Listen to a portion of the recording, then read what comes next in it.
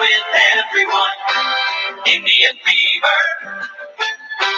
You can be part of the fun. Know the winner at every game. That's where the excitement begins. So catch Indian Fever. Be a believer with the Cleveland Indians. Hello, everyone, and welcome to the August 30th, 2019 Lake County Sentinel Podcast. I'm your host, Tim Shirer. We'll be with you for a half hour today. This is our high school football preview show. The Lake County Sentinel this year is increasing our coverage of high school sports. We will be covering 2 games tonight. Hopefully, as the season goes on, we'll be covering many more. And that's, our goal is to cover every team in Lake County, not just teams that are good, not just teams that get to the playoffs and lose every year and don't win a state championship. Not any of that. Our goal is to cover high school sports the way it should be covered and give credit to athletes for their hard work. We'll be covering Fairport, Wickliffe, Madison, Perry, Willoughby South, Cornerstone Christian Academy, Andrews Osborne, all the schools in Lake County that you could think of, Madison, Lake Catholic. We'll be covering these schools because these kids deserve recognition for the hard work they put in as athletes. Not just because they live in a big city that has the most residents. We're not going to do that. We're going to do what's right, and we're going to cover as many schools as we can. And we are going to give coverage to kids that don't normally get coverage from the other outlets, because those outlets are just obsessed with covering the big schools. We're not going to do that. The games we'll be covering tonight, we only have 2 tonight. Hopefully we'll get more as the weeks go on. Our goal is to cover every game in Lake County every week. Hopefully we'll get to that point this year. But tonight we're going to be covering Riverside at Perry. That's a really good local matchup in Lake County. Should be a really good game. The Perry Pirates are always good. Riverside's always good. Should be a good game. So we'll have Justin Latta. You can follow him on Twitter at JL_baseball. He'll be covering the game tonight for us, and he'll have a story after the game. Justin has written for the Sentinel on and off now for 15 years. And he's a really good writer, and I'm so glad to have him back with the Sentinel. It really increases us as a news outlet, makes us better when Justin's on our staff. So Justin's going to pretty much be in charge of our high school coverage, and he's already motivated me to do more in his time since he's been back. So our other game is the Oberlin will be at Wickliffe. That game will be the other game that we cover tonight. And right now, I would like to start off with, we have a, excuse me, one thing that has not changed in the months that I've been off, approximately 4 months that we took hiatus, is my cough. A little better, on some medicine, maybe to, help with my allergies, which causes the cough. But that hasn't changed much. One of the nice things that changed in the studio here is that I have this amazing 55-gallon fish tank that I love, that I can look at and relax me during the show. I have 20 fish in it. It's very, very relaxing. Lots of different kinds of fish. So, but what we're going to do now is we're going to play the interview that I recorded last week with Wickliffe High School varsity football coach Marce Porcello. It's approximately 14 minutes long. It's a really good interview. We talk about what's important in high school sports and what's important to him as a coach. So I'm going to play the interview now, and I hope everybody enjoys it. I really enjoyed interviewing Marce. He's a really, really good coach and good teacher, and he does a lot of good work at Wickliffe High School. So here's the interview with Marce. That's a good way to start.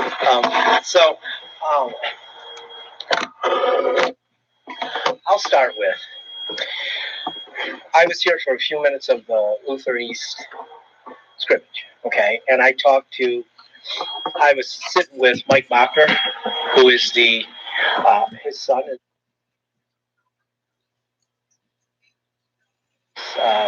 the offensive coordinator for Luther East. Okay. Yeah. When I got here, I said, well, how's it going? And he said to me, Tim, Wickliffe looks like they could play tonight. Yeah. So, and Mike is not a compliment guy. Okay. So, have you been happy with what 22 guys? Yeah, we have 23 total.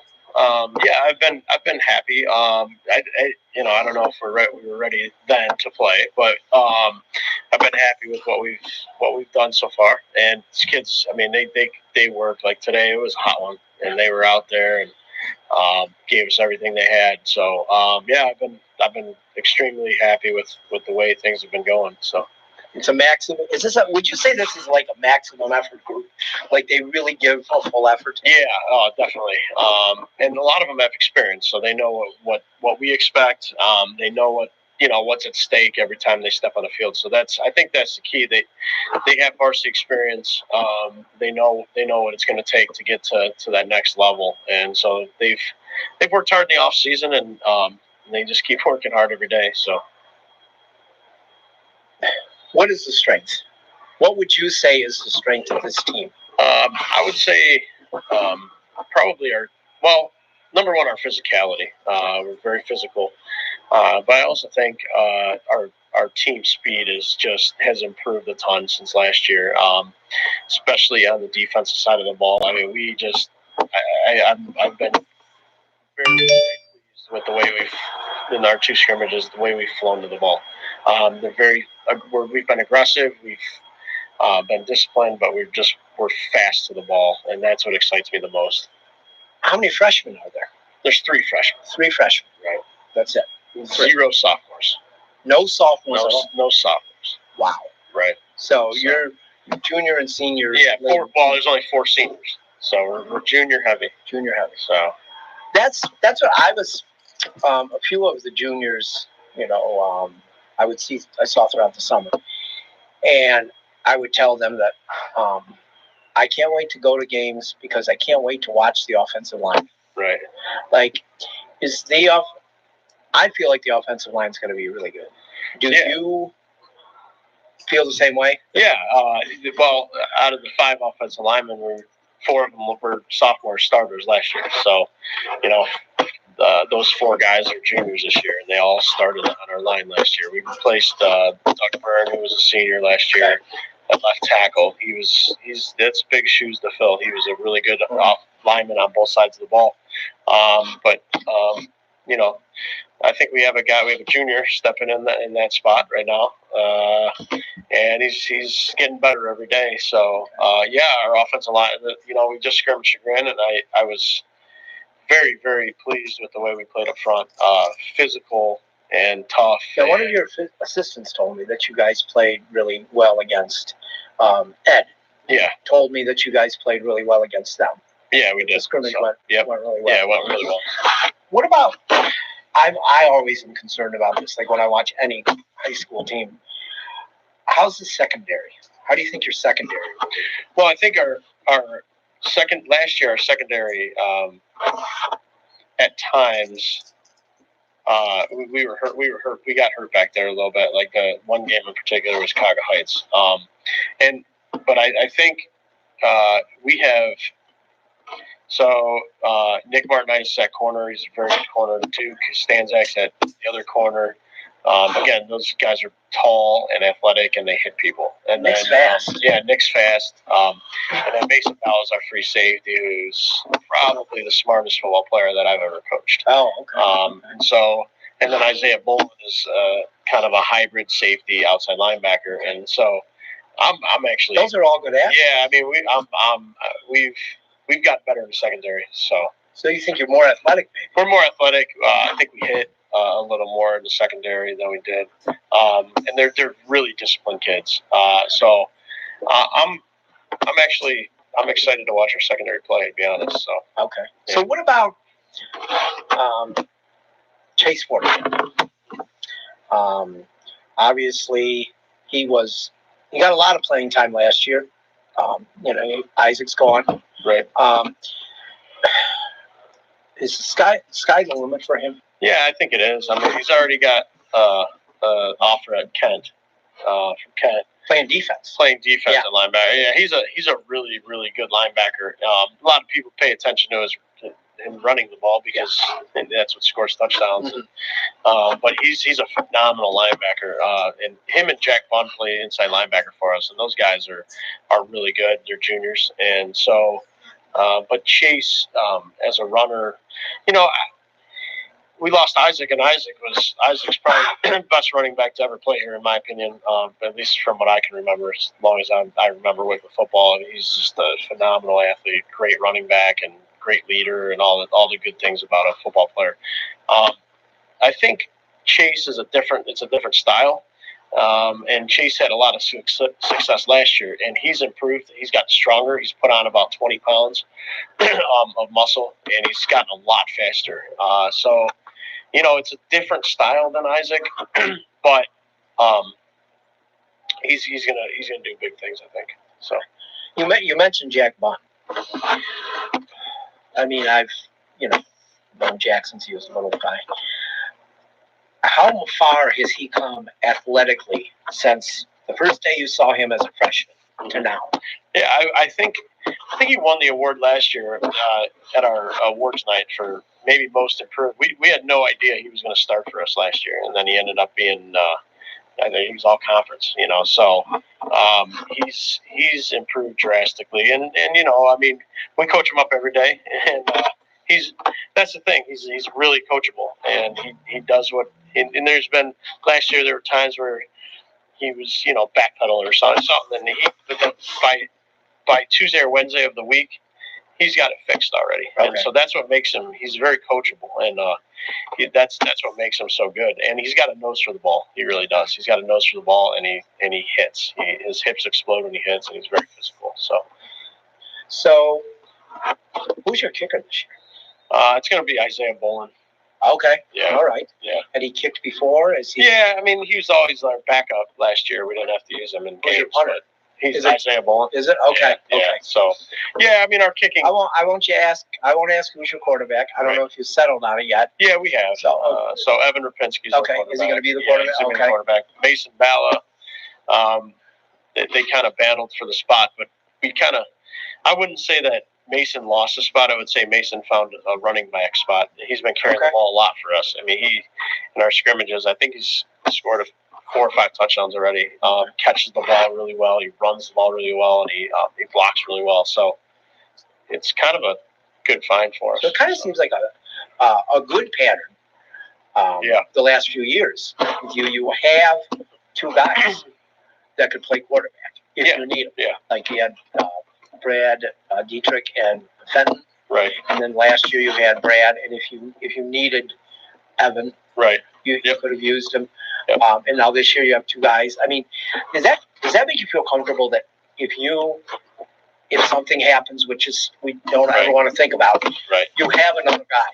Yeah, for sure. And I mean, it's about getting reps, and in our offense, it's just every day I always try to have 2 guys that can run the offense, and sometimes I'll just throw Chase back there at times too, or Isaiah, and just kind of throw him in the fire and say, go ahead, be a quarterback for a little bit, and so you start, when you don't have a lot of players, you kind of learn how to create depth, and that's how we create depth. It's not like, it's not like this guy's a half running back and this guy's they play multiple positions, and that's how we do it. I noticed, I saw a picture yesterday, and I counted their players, and you guys have less players than Fairport. Mm-hmm.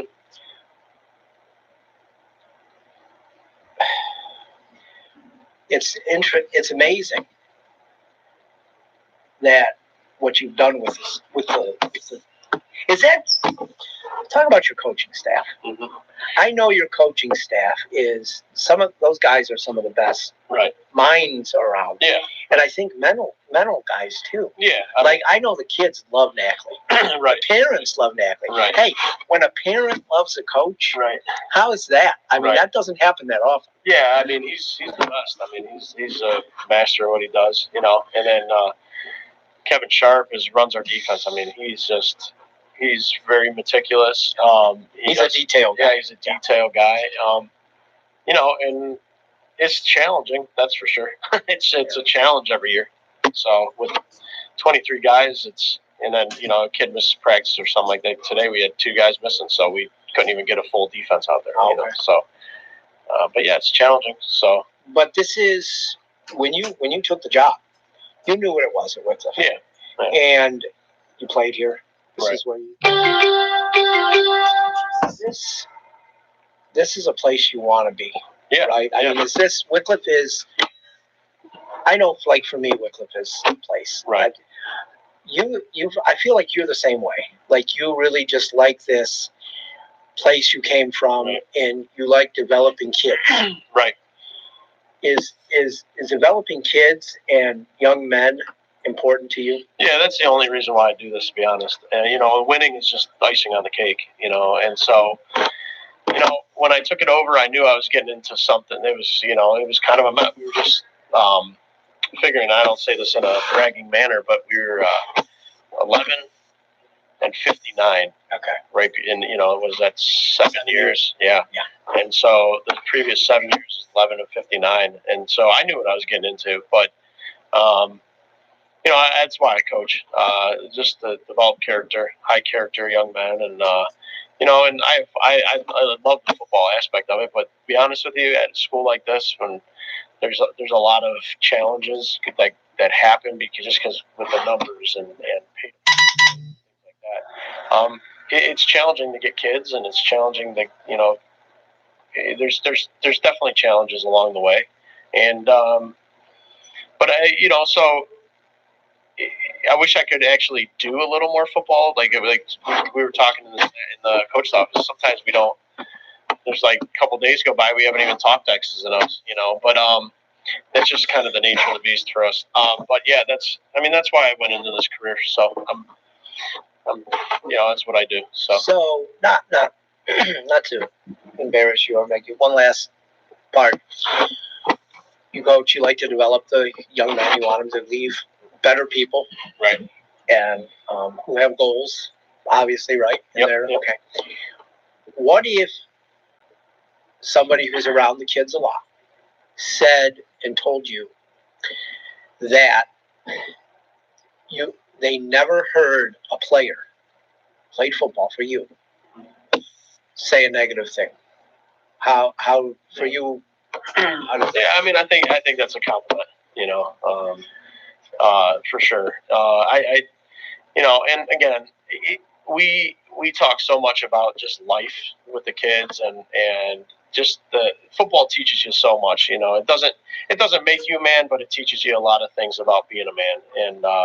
And hopefully these guys, when they graduate, they can take some of that stuff with them. And the character and getting through it. There's adversity every week, and they learn how to. They learn how to have confidence to get through that adversity that faces them. And so, we're probably one of the most positive staffs, I would say.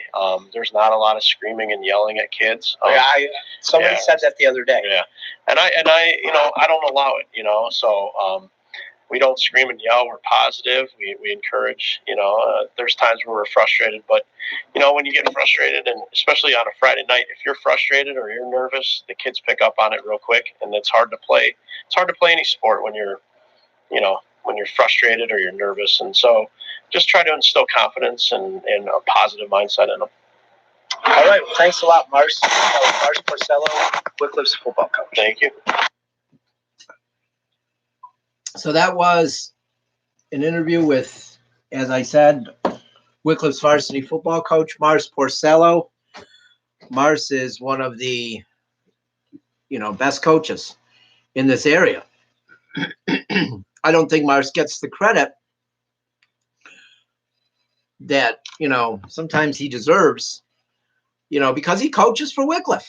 Let's face it, he coaches for Wickliffe. He doesn't coach for one of those other programs that are higher profile, and get all the publicity every year. But he coaches for a school where he played, where he grew up, where he teaches, and where he's invested. He's invested in Wickliffe and the kids here. And that, to me, I think is more important than getting on, the Friday night football shows, or announcing your retirement on the day that National Signing Day. Okay. Marce does things for the right reasons. Marce doesn't do things for his ego. So I'm glad that I got to play that interview with Marce. He's always open to talk. He's always there when I have a question about his program. Like I said, he's one of my favorite coaches to talk to, not because he's a Wickliffe guy, but because he is a guy that cares. And so for me, those are guys that should get more publicity. And hopefully we'll talk to Marce more as the season goes on. But that was today's interview. What we have now is we're going to go over the schedule for this week's high school games. We've got, as we just talked to Coach Porcello, we have Oberlin at Wickliffe at 7 o'clock at Wickliffe Memorial Stadium. And then we have Berkshire will be at Painesville Harvey at 7 o'clock to take on the Red Raiders. We mentioned the Riverside Perry game, which will take place in Perry, and our Justin Latta will be covering that game. NDCL will be at Willoughby South at their nicely renovated stadium. It was renovated a couple of years ago. Lake Catholic, the Cougars travel to Stowe Monroe Falls tonight for a battle with them down south. Newberry will be at Fairport Harding. We will have pictures of that game, which starts at 7 o'clock at that amazing field in Fairport. That it's just such a great field, Greg Field. It's just so down in, right by the street. I love that place. It's just a really great place to watch a high school football game. And Newberry will be visiting the Skippers tonight. Geneva will play the Blue Streaks of Madison at Madison. Lakeview will come to Kirtland to play the Hornets. And it is what it is for Lakeview. They'll come to play them, and they'll probably leave. I don't know if they'll even score. But, Kirtland's a very good football team. With Tiger Liberty is a great coach. He's another coach that does things the right way and cares about the kids and cares about developing young men. Kirtland, that's going to be, they'll be good again tonight. This year, that they're always good. When you have a leader as a coach like Tiger Liberty, your team excels.